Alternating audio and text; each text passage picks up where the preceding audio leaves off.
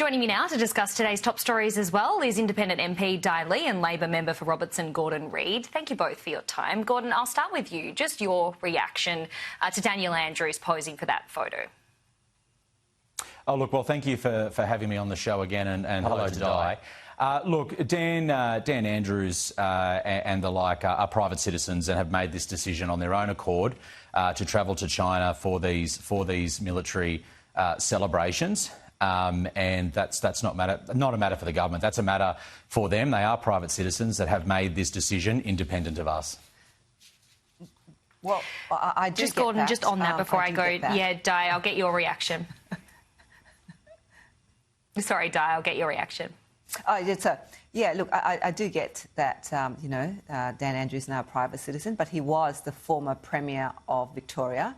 Very influential role, no matter, you've been once a Premier or whatever position you have held in government in such a high position, that it is concerning to be seeing, the former Premier in that capacity there, over there. So it is concerning because, as a Member of Parliament, whenever we travel, we get briefed very, around the security, about foreign interference from countries, right? So it is, from my perspective, something that we need to take seriously. While I do get he is a private citizen, but I think as a former Premier, he still has a very strong connection to the government, full stop, Labor government, or any other high-profile, people in positions of power here in Australia. Gordon, I just want to get your response to this because let's be clear, this is not a normal business photo. Of course, the government has come out today, we just heard from Tim Ayres saying that he has a right to do what he wants as a private citizen, but it's the optics of this. This is not a normal photo. This is a former Premier, like Dai was just explaining, standing alongside some of the worst dictators of the 21st century. One who is carrying out a war in Ukraine today as we speak, killing innocent people.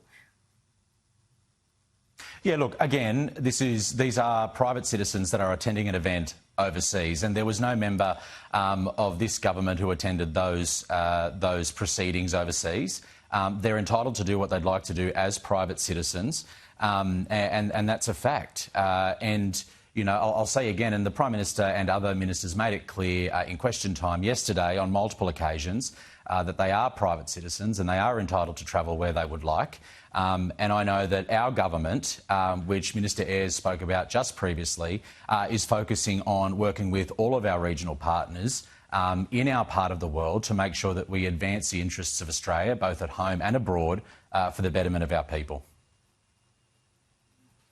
OK, we do have to get things moving. Thank you for both of your thoughts on that. Also, Dai, your thoughts on this Nauru deal. Do you justify the cost price attached to this? The which deal? Sorry, I just missed that, Holly. The Nauru deal to send all of these former detainees over there. And do you support this cost?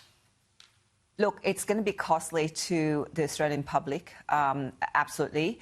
But I think that we shouldn't have been in the position in the first place.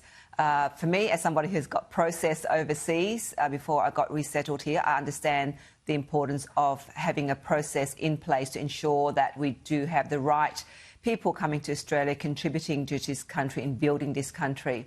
And the cost is obviously very costly.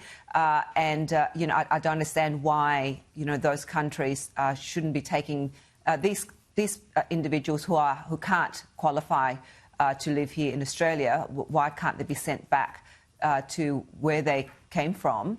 But in terms of, having a centre to process people claiming seeking asylum, as somebody who has been processed for refugee status here back in the 70s, I think we need to have a system in place to ensure that we have the right people coming to Australia. Yeah, look, Dai, I agree with some of those sentiments there. We need a strong, robust immigration system along with strong borders, and this memorandum of understanding that has been signed between the Nauru government and the Australian government is one that is needed, and it's been out in the open air now for quite some time on the minister's website and the like.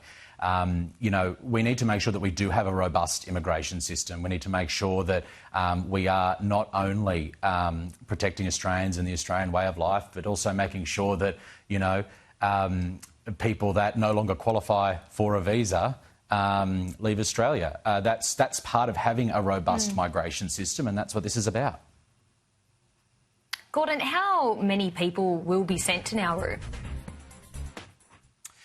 Yeah, look, so there's, in terms of the Nauru deal, the memorandum of understanding between the Australian government and the Nauru government, there's going to be things put in place within that understanding about people going from Australia to Nauru, and you know, and those numbers will be made available. But what I will say is that a strong, robust immigration system is really important for Australia. We are a government that is not only providing that robust immigration system, but also to making sure that we are strengthening our immigration system and making sure that we are keeping Australians safe.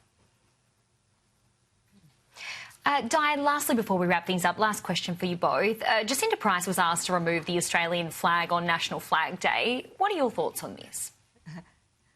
Oh, well, you know, Holly, you know, I wore my Australian Vietnamese ao dai in the Australian flag at my swearing-in this year, and, of course, also in my first maiden speech in 2022. It was fantastic. And it's something that I'm very, very proud of, and I believe that, you know, it's for wearing the pride of being an Australian. And I suppose that is a costume. That is, I did ask permission from the House of Reps back then if I could wear that, and I was given permission to do so.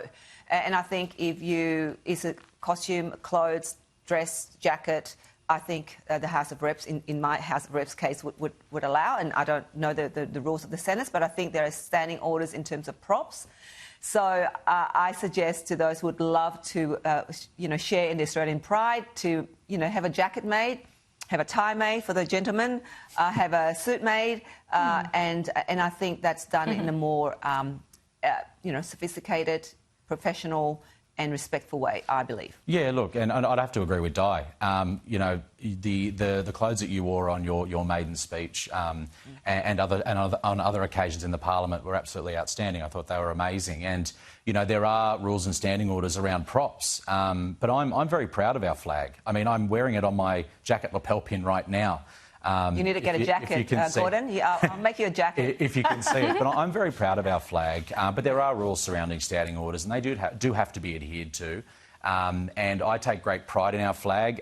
Yesterday was National Flag Day. There was multiple speeches given in the Parliament on a bipartisan basis. I know from the Assistant Minister to the Prime Minister, Pat Gorman, and Mr Andrew Wallace, the member for Fisher, talking about all things that are great for Australia. You know, whether it's the flag, whether it's our coat of arms and the emu and the kangaroo, whether it's eating lamingtons, whether it's fixing your thongs with a bread tie.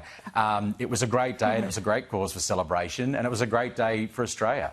Look, can I say that my community in Fowler, they just love the Australian flag, especially the migrants and the refugees. You have to remember, you know, we were given safe haven here in Australia, and so we are very grateful for that, and therefore we will always remember that gratefulness and gratitude to Australia and the Australian people. And there's no shame in flying that flag that unites us all as one Australia, one Australian. You know, we are many, but we are one under that one Australian flag, and we should not dismiss the symbolic meaning of that wonderful Australian flag. Okay. Okay, Di and Gordon, thank you both for your time. As always, really appreciate today's discussion. We'll see you again